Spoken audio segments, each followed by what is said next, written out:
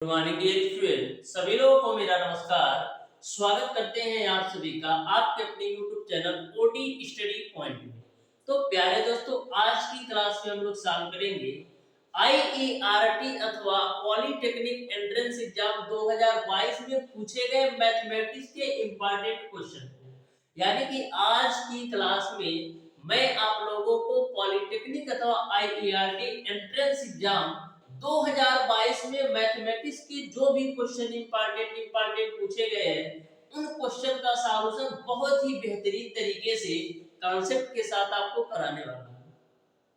हमारी आपसे रिक्वेस्ट है डियर स्टूडेंट, जो भी स्टूडेंट अभी तक हमारे चैनल ओडी स्टडी पॉइंट को सब्सक्राइब नहीं किए हैं, सब्सक्राइब जरूर कर लेना डियर स्टूडेंट, क्योंकि बहुत ही बेहतरीन तरीके से मैं आपको पॉलिटेक्निक अथवा आईईआरटी एंट्रेंस एग्जाम की पिछले 5 वर्षों से तैयारी करा रहा हूं। और जो भी स्टूडेंट डियर स्टूडेंट पॉलिटेक्निक अथवा आईईआरटी एंट्रेंस एग्जाम 2025 की बिल्कुल फ्री ऑफ कॉस्ट YouTube से तैयारी करना चाहते हैं वो जरूर हमारे चैनल ओडी स्टडी पॉइंट को सब्सक्राइब कर लीजिएगा और बेल आइकन को भी प्रेस कर लीजिएगा डियर स्टूडेंट, जिससे हमारी अपकमिंग आने वाली वीडियो का नोटिफिकेशन आपको मिलता रहे। तो बहुत ही बेहतरीन तरीके से प्रॉपर कॉन्सेप्ट के साथ आपको सारे क्वेश्चन का सॉल्यूशन बताऊंगा, जिससे आपको सारे क्वेश्चन अच्छी तरीके से समझ में आ सके। तो हम लोग स्टार्ट करेंगे आज की क्लास। देखते हैं क्वेश्चन नंबर 1। तो क्वेश्चन नंबर 1 आपका इस प्रकार से है, एक भिन्न के अंश तथा हर का योग 7 है, अंश का 4 गुना हर के 5 गुने से 8 कम है, तो आपको भिन्न बताना है। तो बिल्कुल सिंपल सा क्वेश्चन है, ध्यान से देखना। एक भिन्न के अंश तथा हर का योग 7 है, तो सबसे पहले डियर स्टूडेंट मैं मान लेता हूं कि जो भिन्न का अंश है वो आपका x है और जो भिन्न का हर है वो आपका y है। एक भिन्न के अंश तथा हर का योग 7 है, यानी x प्लस y की वैल्यू आपका कितना है 7 है। फिर क्वेश्चन में आगे बोल रखा है अंश का 4 गुना हर के 5 गुने से 8 कम है, तो अंश का 4 गुना यानी 4x, हर के 5 गुने से यानी 5y, हर के 5 गुने से 8 कम है, तो हर के 5 गुने से मैंने 8 कम कर लिया।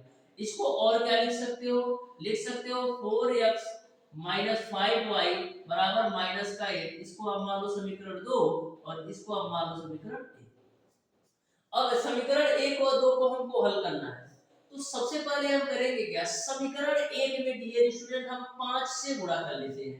तो समीकरण 1 में जब आप 5 से गुणा करोगे तो मिलेगा आपको 5x प्लस 5y बराबर आपका 35 मिलेगा। इसको हम मान लो समीकरण 3। अब समीकरण 2 और 3 को हम सॉल्व कर लेते हैं। समीकरण 2 और 3 को हम सॉल्व कर लेते हैं। तो समीकरण 3 आपका क्या है डियर स्टूडेंट, 5x प्लस का 5y बराबर 35। और समीकरण 2 आपका है क्या, 4x माइनस का 5y बराबर माइनस का 8। इन दोनों समीकरणों को आपस में जोड़ दो तो 5 4 9x, ये आपका कैंसिल होगा। आप 35 में से 8 घटाओगे तो 27 मिलेगा। 9 से काटोगे तो 3 बार में कटेगा, यानी आपने देखा कि x की जो वैल्यू है वो आपका 3 मिल गया। x की वैल्यू आपका 3 मिल गया। तो जब x का मान यहाँ पर 3 रखोगे तो y की वैल्यू कितनी आ जाएगी, y की वैल्यू आपको मिल जाएगी 4। जब x की वैल्यू 3 समीकरण 1 में रखोगे तो y की वैल्यू आपको 4 मिल जाएगी।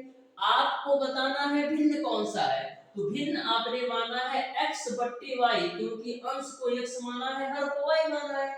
तो अंश की वैल्यू 3 है और हर की वैल्यू 4 है, यही आपका राइट आंसर हो जाएगा। इस तरीके से डियर स्टूडेंट क्वेश्चन नंबर 1 का जो राइट आंसर होगा वो आपका ऑप्शन नंबर डी सही हो जाएगा। तो देख सकते हो कितने बेहतरीन तरीके से इस क्वेश्चन का कांसेप्ट आपको समझ में आया। बहुत ही बेहतरीन और प्रॉपर वे में सारे क्वेश्चन कराऊंगा, बस आप ध्यान से समझो डियर स्टूडेंट। किसी भी क्वेश्चन में आपको किसी भी प्रकार का डाउट और कंफ्यूजन नहीं होगा, बिल्कुल बेसिक कांसेप्ट के साथ बताऊंगा, आपको सारे क्वेश्चन अच्छी तरीके से क्लियर हो जाएंगे। तो क्वेश्चन नंबर 2 को आप ध्यान से देखिएगा। बोला है यदि द्विघात समीकरण 4x² plus p minus 2 into x plus 1 बराबर 0 के मूल समान है तो p का मान बताओ। तो मूल समान होने का कंडीशन क्या होता है, तो किसी भी द्विघात समीकरण के मूल समान होने का जो कंडीशन है वो आपका होता है बी स्क्वायर माइनस का 4ac की जो वैल्यू है वो आपका 0 के बराबर होना चाहिए।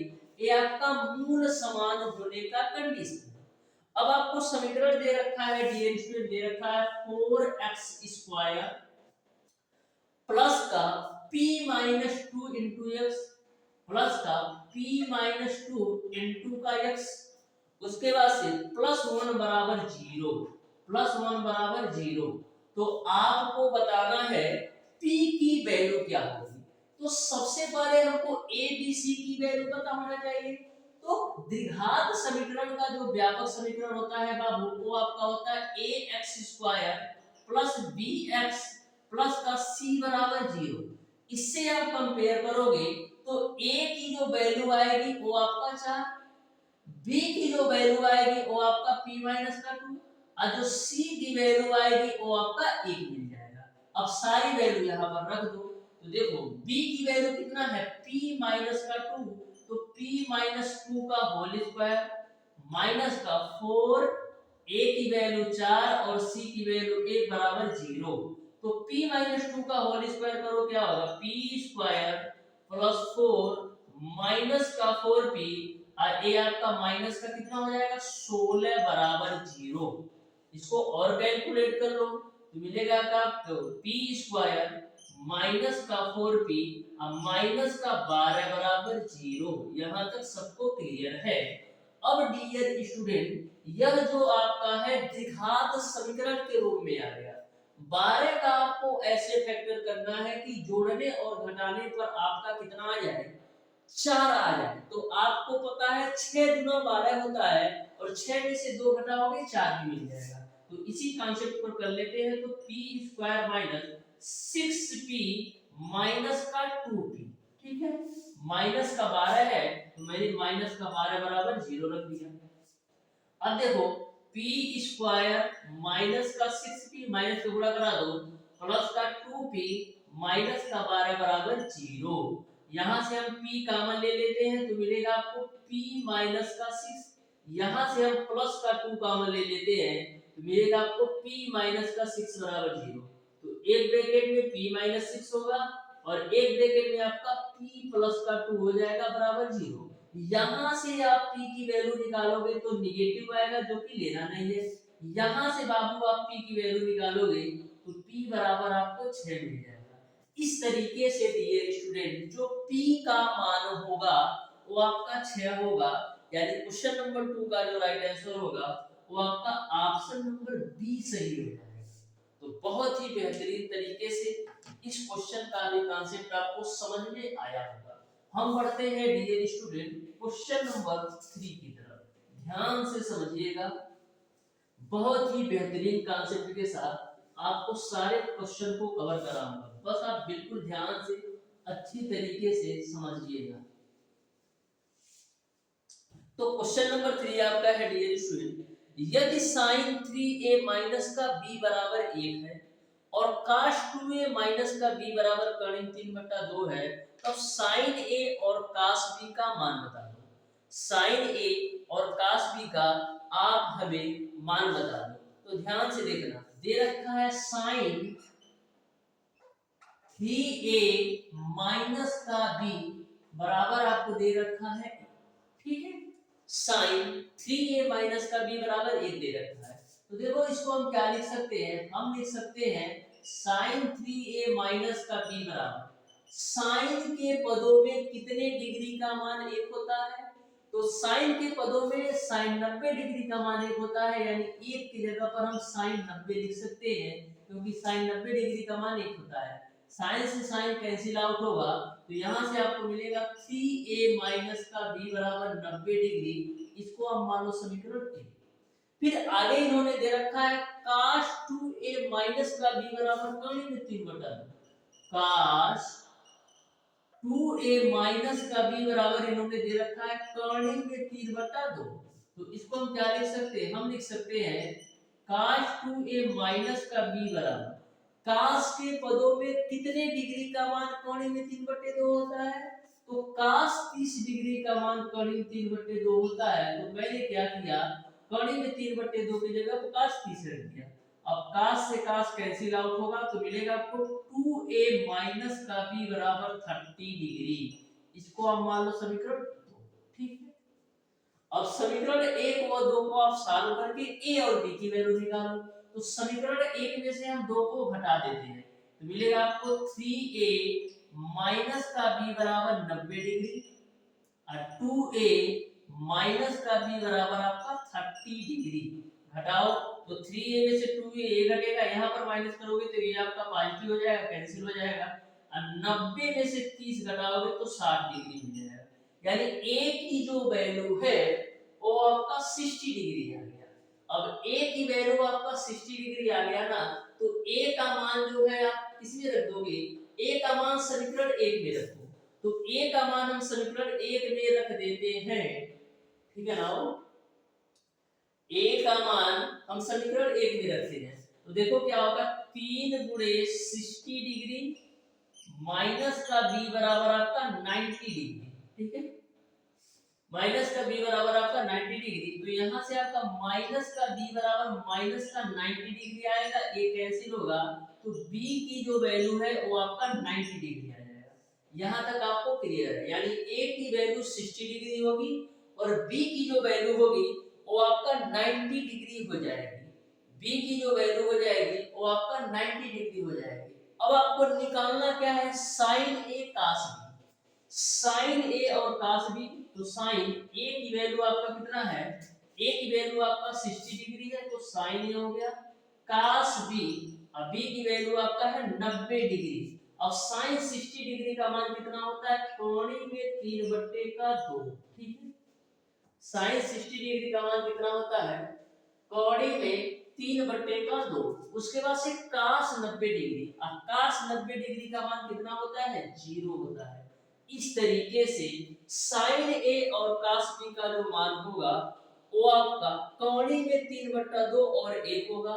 यानी कि डियर स्टूडेंट, क्वेश्चन नंबर 3 का जो राइट आंसर होगा वो आपका ऑप्शन नंबर बी सही हो जाएगा। ऑप्शन नंबर बी आपका बिल्कुल राइट आंसर हो जाएगा। ठीक है, ऑप्शन नंबर बी जो होगा वो आपका बिल्कुल राइट आंसर हो जाएगा।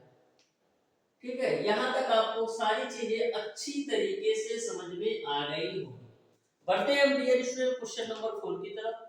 ध्यान से देखिएगा, सारे क्वेश्चन को बिल्कुल बेहतरीन कॉन्सेप्ट के साथ आपको क्लियर कराऊंगा, जिससे आपको किसी भी क्वेश्चन में किसी भी प्रकार का डाउट और कंफ्यूजन ना रहे। बहुत ही बेहतर कॉन्सेप्ट होंगे और बहुत ही सिंपल वे में कराने वाला हूं।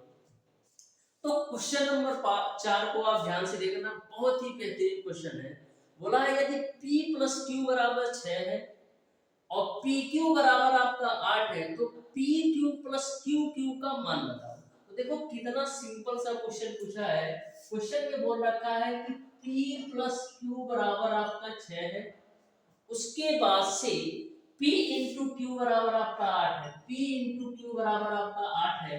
तो आपको बताना है pq प्लस का qq की वैल्यू क्या होगी, ये आपको बताना है। तो ध्यान से समझिएगा, बहुत ही सिंपल क्वेश्चन है। हम करते क्या है डियर स्टूडेंट, p + q का होल क्यूब कर देते हैं। यानी हम a + b का होल क्यूब खोलेंगे तो आपका क्या मिलेगा, pq प्लस का qq प्लस का 3pq, अब ब्रैकेट में आपको मिलेगा p प्लस का q। अब p प्लस q की वैल्यू आपका 6 है, आप 6 का क्यूब करोगे 216 मिलेगा। यहां से आपको मिलेगा p का क्यूब प्लस का q का क्यूब प्लस का 3, p इंटू q की वैल्यू आपका है 8, अब p प्लस q की वैल्यू आपका है 6। इसी को कैलकुलेट कर लो तो 216 बराबर pq प्लस का qq, इसको आप कैलकुलेट करो तो 8 3 24 और 24 छक्का कितना होता है, 24 छक्का आपका 24 या 72 गुना 144, यानी 144 मिल जाएगा। ठीक है ना, हो 144 आपको मिल जाएगा। तो यहां से आपको pq प्लस का qq की वैल्यू निकालो तो क्या मिलेगा, 216 में से 144 घटा दो तो 6 में से 4 जाएगा 2 और 21 में से 14 जाएगा 7, यानी कि 72 आपको मिल जाएगा P Q plus Q Q की वैल्यू। इस तरीके से क्वेश्चन नंबर 4 का ऑप्शन नंबर सी सही हो जाएगा। तो बहुत ही बेहतरीन तरीके से यह भी क्वेश्चन आपको समझ में आया होगा। बिल्कुल सिंपल और आसान सा क्वेश्चन ये भी है। बढ़ते हैं हम डियर स्टूडेंट क्वेश्चन नंबर 5 की तरफ। आप बिल्कुल ध्यान से समझना, बहुत ही बेहतरीन तरीके से सारे क्वेश्चन के कॉन्सेप्ट मैं आपको बताऊंगा। बस आप ध्यान से प्रत्येक क्वेश्चन को समझते जाओ। किसी भी क्वेश्चन में किसी भी प्रकार का डाउट और कंफ्यूजन नहीं रहेगा। तो क्वेश्चन नंबर 5 में आपसे पूछा है कि माइनस का 3 कामा माइनस का 2 बिंदु का y अक्ष में प्रतिबिंब क्या है, ये आपको बताना है। तो कभी भी क्वेश्चन नंबर 5 की तरफ क्वेश्चन पूछे तो आपको कुछ भी नहीं करना है। बस करना क्या है, जैसे बोला है कि -3 कामा -2 का y अक्ष में प्रतिबिंब बताओ। -3 कामा -2 का y अक्ष में प्रतिबिंब बनाओ। तो करना आपको कुछ नहीं है, बस आप साइन चेंज कर दो। जैसे आपका माइनस का 3 है तो ये आपका 3 हो जाएगा, यानी प्लस का 3। अब माइनस का 2 है तो 2 हो जाएगा। तो यही इसका y अक्ष में प्रतिबिंब हो जाएगा। ठीक है, यानी कि क्वेश्चन नंबर 5 का ऑप्शन नंबर सी सही हो जाएगा। यदि आपसे पूछ ले कि 3 कामा -2 का y अक्ष में प्रतिबिंब बनाओ, तो इसका प्रतिबिंब क्या होगा, केवल साइन बदल जाएगा। जैसे 3 है तो -3 हो जाएगा, -2 है तो 2 हो जाएगा। यही इसका आंसर हो जाएगा। ऐसा इसलिए होता है डियर स्टूडेंट, ये भी आप समझ लो। जैसे मैं एक चतुर्थांश बना लेता हूं, आप ध्यान से देखना। ये आपका x एक्सिस है, ये आपका x डैश एक्सिस है, ये आपका y एक्सिस है और ये आपका y डैश एक्सिस है। ठीक है, बोला है -3 कामा माइनस का 2, यानी कि आपको x एक्सिस से x एक्सिस में निगेटिव की तरफ जाना है और y में भी आपको निगेटिव की तरफ जाना है। तो निगेटिव की तरफ आए 3, 1 2 3। फिर y एक्सिस में माइनस का 2 जाना है तो 1 और 2। तो इसका जो ग्राफ बनेगा आपका यहाँ पर इस तरीके से बनेगा। जो आपका -3 कामा माइनस का 2 है, तो इसका जो प्रतिबिंब बनेगा इस वाले खाने में बनेगा। इसका जो प्रतिबिंब बनेगा ये आपका इस वाले खाने में बनेगा। तो इस वाले खाने में जब जाइएगा तो जो आपका माइनस का 3 है वो आपका किस में कन्वर्ट हो जा रहा है, प्लस का 3 में। और जो आपका माइनस का 2 है y एक्सिस में, वो आपका प्लस का 2 y एक्सिस में चला जा रहा है। तो इस तरीके से y एक्सिस में 2 और x एक्सिस में 3 हो जाएगा, यानी इस तरीके से आपका प्रतिबिंब 3 कामा 2 के रूप में बन जाएगा। ठीक है, तो दोनों ही तरीके मैंने आपको बता दिया है, आपको अच्छी तरीके से समझ में आया होगा। बढ़ते हैं डियर स्टूडेंट क्वेश्चन नंबर 6 की तरफ। आप ध्यान से देखिएगा, ऐसे प्रश्नों को आप मैक्सिमम 1 सेकंड के अंदर सॉल्व कर सकते हो।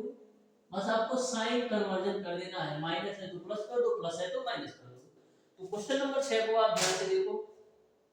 बोला है प्रथम 20 विषम प्राकृतिक संख्याओं का योगफल बताओ। तो सबसे पहले इस क्वेश्चन को सॉल्व करने से आपको पता होना चाहिए कि विषम प्राकृतिक संख्याएं होती क्या है। तो हम बात करें प्रथम 20 विषम प्राकृतिक संख्याओं का योगफल बताना है, तो आपका 1 होता है, 3 होता है, 5 होता है, 7 होता है, 9 होता है, 11 होता है। यही आपका विषम प्राकृतिक संख्या है। आपको बताना है प्रथम 20 प्राकृतिक संख्याओं का योगफल, तो इस तरीके से ऐसे बढ़ता जाएगा। ठीक है, तो आप ध्यान से इसको देखिएगा, तो एक समांतर श्रेणी का रूप है। ध्यान से इस श्रेणी को देखिएगा, एक समांतर श्रेणी का रूप है, क्योंकि समांतर श्रेणी का मतलब यही होता है कि दो संख्याओं के जो बीच का अंतर है वो आपका समान होना चाहिए। तो आप ध्यान से देखिएगा, तो जो बीच का अंतर है वो आपका हर जगह समान है, यानी कि यह जो आपकी श्रेणी है एक समांतर श्रेणी है। यदि हम बात करें इस श्रेणी का प्रथम पद क्या होगा, एक ही वैल्यू आपका 1 हो जाएगा। और सार्वंतर क्या होगा, तो आपका 2 हो जाएगा। सार्वंतर होता क्या है, दो संख्याओं के बीच का अंतर, जो कि आपका सार्वंतर होता है, डी से रिप्रेजेंट करते हैं। अब आपको पता है डियर स्टूडेंट कि किसी भी समांतर श्रेणी के n पदों के योगफल का फार्मूला क्या होता है। किसी भी समांतर श्रेणी के n पदों के योगफल का जो फार्मूला होता है वो आपका SN बराबर n/2 2a प्लस का n-1 इंटू का d होता है। किसी भी समांतर श्रेणी के n पदों के योगफल का यह फार्मूला होता है। अब n की वैल्यू कितना लेना है 20, क्योंकि 20 विषम प्राकृतिक संख्याओं का योगफल निकालना है। तो आपका हो जाएगा जस्ट 20 बराबर n की जगह 20 रखो तो 20/2 2 a की वैल्यू 1 n की वैल्यू आपको रख देना है 20 माइनस का 1 और d की वैल्यू आपको 2 ले लेना है। तो यहां से आपको मिल जाएगा 10। तो यहां से देखो 20 में से 1 घटाओगे, यहाँ पर एक मिस्टेक है 2a प्लस होता है ना, तो 2 गुणे a प्लस, ठीक है। तो देखो 20 में से 1 घटाओगे 19 और 19 का गुणा 2 में करोगे तो 38 होगा और 38 में 2 जोड़ दोगे तो 40 मिल जाएगा। 40 गुणे 10 करोगे तो 400 मिल जाएगा। इस तरीके से 20 विषम प्राकृतिक संख्याओं का जो योगफल होगा वो आपका 400 हो जाएगा। इस तरीके से डियर स्टूडेंट क्वेश्चन नंबर 6 का जो राइट आंसर होगा वो आपका ऑप्शन नंबर बी सही हो जाएगा। 400 जो होगा क्वेश्चन नंबर 4 का बिल्कुल राइट आंसर होगा।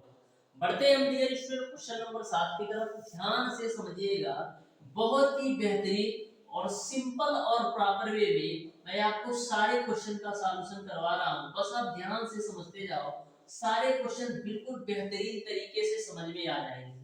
तो क्वेश्चन नंबर 7 को आप ध्यान से देखिएगा। क्वेश्चन नंबर 7 में बोल रखा है त्रिभुज के दो शीर्ष 1,3 और 4,-5 है। यदि इसका केंद्रक 7,2 हो तो तीसरा शीर्ष क्या है ये आपको बताना है।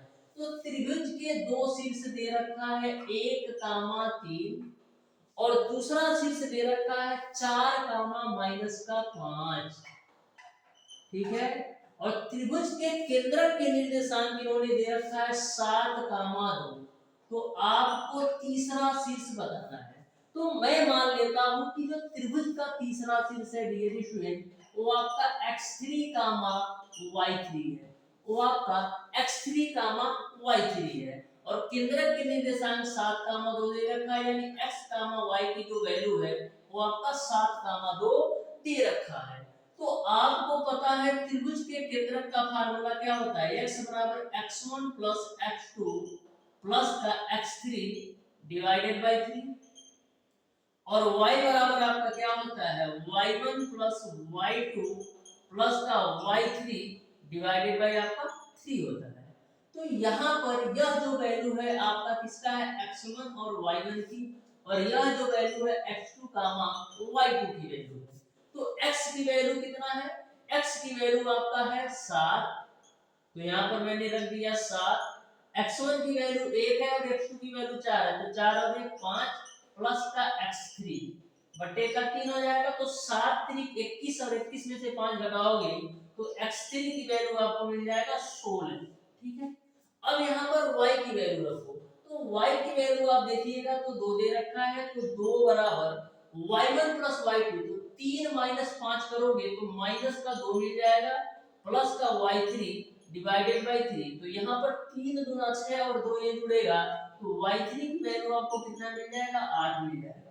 तो इस तरीके से त्रिभुज का जो तीसरा शीर्ष होगा वो आपको क्या मिल जाएगा 16 और 8 के रूप में, यानी त्रिभुज का तीसरा शीर्ष 16 और 8 हो जाएगा।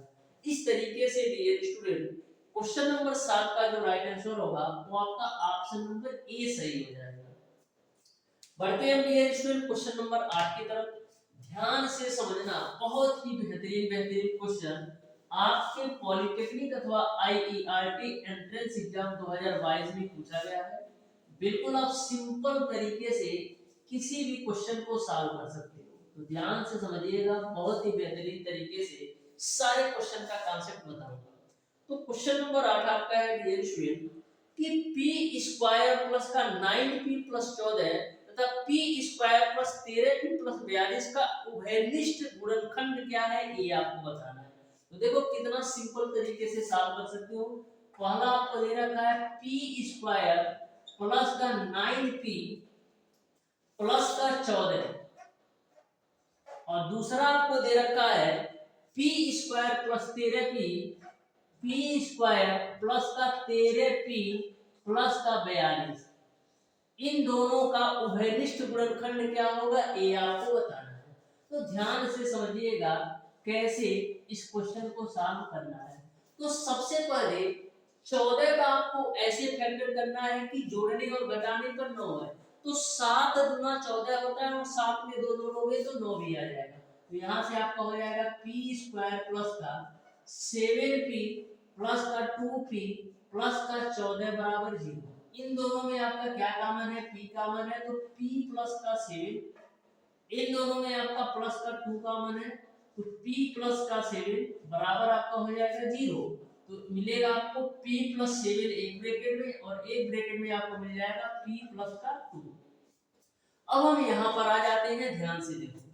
तो देखो p square plus 13p plus 42 है, यानी कि आपको 42 का ऐसे फैक्टर करना है कि जोड़ने और घटाने पर 13 आ जाए। तो 7 छक 42 होता है और 7 में 6 जोड़ोगे तो आपका 13 भी आ जाएगा। मिलेगा आपको p स्क्वायर प्लस का 7p प्लस का 6p प्लस का 42 हम लिख सकते हैं, क्योंकि 7 छक 42 हो जाएगा और 7 और 6 जोड़ोगे तो 13 भी आ जाएगा। इन दोनों में आपका कॉमन क्या है, p, तो p प्लस 7 आपका एक ब्रैकेट में, इन दोनों में कॉमन आपका है 6, तो p प्लस का 7 आपका दूसरे ब्रैकेट में। तो इसको हम लिख सकते हैं p प्लस 7 प्लस का p प्लस का 6 के रूप में। अब इसमें और इसमें दोनों में कॉमन क्या है, ध्यान से देखो। तो यहाँ पर p प्लस 7 है, यहाँ पर भी p प्लस 7 है, तो दोनों में जो उभयनिष्ठ होगा वो आपका p प्लस 7 हो जाएगा। यानी कि क्वेश्चन नंबर 8 का जो राइट आंसर होगा वो आपका p प्लस 7 होगा, यानी ऑप्शन नंबर डी सही हो जाएगा। बढ़ते हैं डियर स्टूडेंट क्वेश्चन नंबर 9 की तरफ। ध्यान से समझना, बहुत ही बेहतरीन क्वेश्चन है। और ऐसा जो आपका क्वेश्चन नंबर 9 है, इस टाइप का क्वेश्चन मैंने आपको जब समकोणीय कार्तीय निर्देशांक पढ़ाया था, बहुत ही बेहतरीन तरीके से कम इस टाइप के 10 से 12 क्वेश्चन का सॉल्यूशन में करवाया था। तो ध्यान से समझिएगा। बोला है k का मान ज्ञात कीजिए यदि बिंदु 2 कामा 3 4 कामा k और 6 कामा माइनस का 3 संरेख है, तो k का मान बताओ। तो ध्यान से समझो, बिल्कुल सिंपल क्वेश्चन है। दे रखा है 2 कामा 3 4 कामा k, 2 कामा 3 4 कामा k और तीसरा निर्देशांक दे रखा है 6 कामा माइनस का 3। ठीक है, तो आपको बताना है यदि तीनों बिंदु संरेख है तो आपको k की वैल्यू ज्ञात करना है। तो देखो बिल्कुल सिंपल सा क्वेश्चन है, आप ध्यान से समझिएगा। तो संरेख होने का कंडीशन क्या है, जो आपका त्रिभुज का क्षेत्रफल होता है वो आपका 0 होता है। तो त्रिभुज का क्षेत्रफल क्या है, कैसे लिखेंगे, x y माइनस y 3 बार लिख लो, x y minus y plus का x y माइनस का y प्लस का x y माइनस का y बराबर में आपको हो जाएगा 0। यहाँ पर आपको जमाना क्या है, 123 231 और 312, ये आपके त्रिभुज के संरेख होने के कंडीशन में यह फार्मूला अप्लाई होता है त्रिभुज के क्षेत्रफल के लिए। यहाँ पर यह जो वैल्यू है वो आपका x1 कामा y1 की है, यह जो वैल्यू है x2 कामा y2 की है, और यह जो वैल्यू है x3 कामा y3 की है। सारी वैल्यू रख दो, तो x1 की वैल्यू आपका है 2, y2 की वैल्यू आपका है k और y3 की जो वैल्यू आपका है माइनस का 3। तो यह फार्मूले से माइनस और यह माइनस जुड़ करके आपका हो जाएगा प्लस का 3। x2 की जो वैल्यू है वो आपका है 4, y3 की जो वैल्यू आपका है माइनस का 3 है, और y1 की वैल्यू आपका 3 है तो 3 रख दिया, प्लस x3 की जो वैल्यू है वो आपका 6 है, y1 की जो वैल्यू है वो आपका 3 है, और y2 की जो वैल्यू है वो आपका k है बराबर 0। ठीक है, अब देखो 2 का मल्टीप्लाई करेंगे तो 2k प्लस का 6 मिलेगा, 4 का मल्टीप्लाई -3 और -3 -6 होगा, -6 का गुणा 4 में करोगे तो माइनस का 24 हो जाएगा, 6 का गुणा 3 में करोगे तो 18 हो जाएगा, और माइनस का 6 के बराबर 0। अब देखो 18 और 6 24 होता है, तो प्लस का 24 माइनस का 24 कैंसिल हो जाएगा, -6 के में से 2 के घटाओगे तो माइनस का 4 के बराबर 0, तो k की वैल्यू आपको मिल जाएगी 0। इस तरीके से क्वेश्चन नंबर 9 का जो राइट आंसर होगा वो आपका ऑप्शन नंबर सी सही हो जाएगा।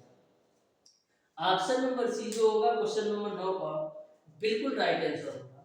एक क्वेश्चन और मैं करवाता हूं, फिर उसके बाद से एक क्वेश्चन मैं आपको होमवर्क कर दूंगा जो कि आपका बेलन से है। तो ध्यान से समझिएगा क्वेश्चन नंबर 10 को, और क्वेश्चन नंबर 11 आपके लिए होगा, उसको आप बताइएगा कौन सा ऑप्शन सही होगा।